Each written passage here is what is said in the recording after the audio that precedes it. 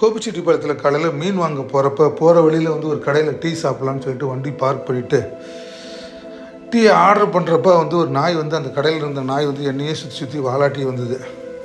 சரின்னு சொல்லிட்டு நம்ம தான் நாயை பார்த்தாவே ஒரு இறக்க மனசு வேறு.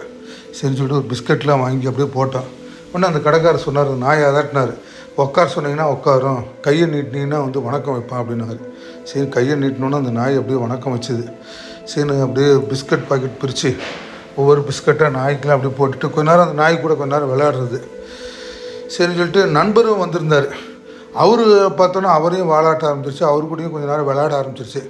சரி அவர் என்ன பண்ணார்னா அவரும் கடையில் வந்து ஒரு பிஸ்கட் பாக்கெட் வாங்கிட்டு அவரும் அந்த நாய்க்குட்டிக்கு வந்து அப்படியே பிஸ்கட் ஒவ்வொன்றா போட்டார்.